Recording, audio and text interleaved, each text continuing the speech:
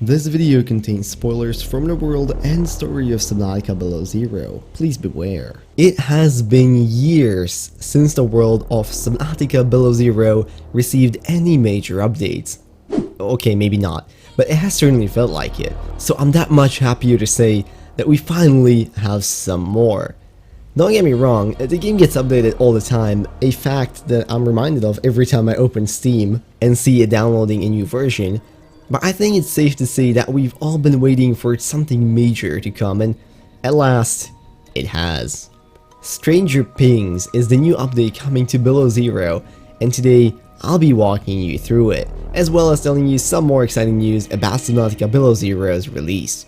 So, without any further ado, get a warm blanket, grab a Nintendo Switch if you have one, and let's go.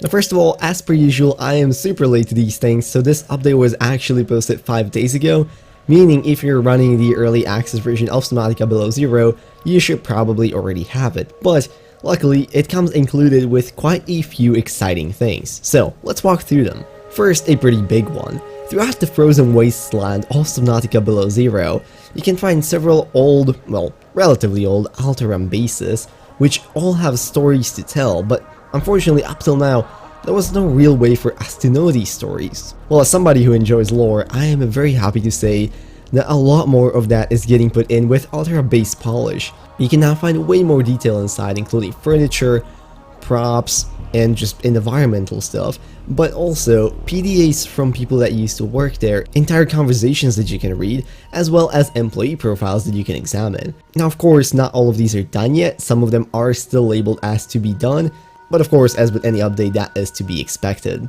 And sticking with the idea of bases, you can now also bling your base way more than you could before with base decorations. With this new update, you have way more things that you can place inside of your base, including a shower, a toilet, a stove, even this cool perpetual motion toy that you can find in one of the bases.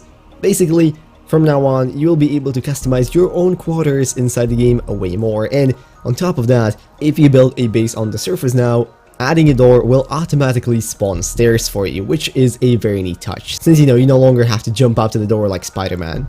And while getting into your base might be cool, with this update, getting out of the base is perhaps going to be even cooler, because more biomes and creatures have once again been updated. For the biomes, this is mainly the deep lily pads and the iceberg zone, the former of which I believe is probably one of the best looking biomes in the game right now. I just love the aesthetic of it. And for the creatures, this mainly involves new behavior and pathfinding, but also some additional stuff for the rock puncher, which can now hunt for materials and resources on the seabed, and also a squid shark, which now has a new attack.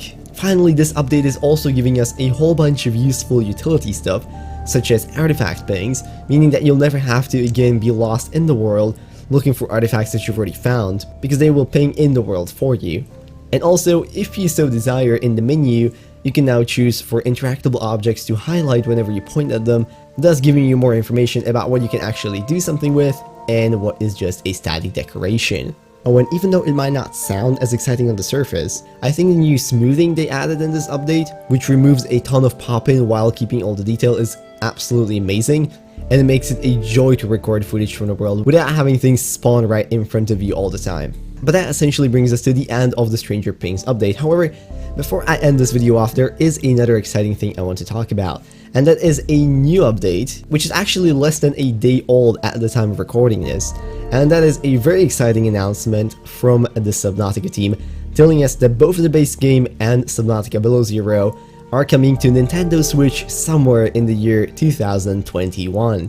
Now, of course, for all Switch owners, this is fantastic, as you will now be able to play Subnautica on the go, but I think it also gives us, well, the rest of us, some more details about when Subnautica Below Zero is expected to be finished as a game, because honestly, I don't believe it would make sense for them to release it on the Switch before the game is done. I don't even know if the Nintendo policy allows for that.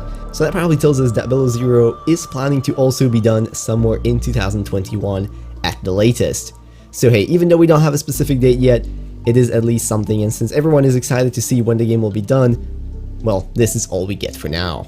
But anyways, that brings us to the end of this update, so I hope you guys enjoyed the video and are now excited to go back into Below Zero and explore some more things. if you like this video, maybe consider leaving a like, commenting, or subscribing. All of those would be very much appreciated. And if there's anything I missed or more things that you would like to see in Below Zero before the release, please make sure to leave that down in the comments as well. I would very much like to read it. Now with that, I'm gonna wish you all a beautiful rest of the day, and I'll see you in whatever next video I make. Bye bye.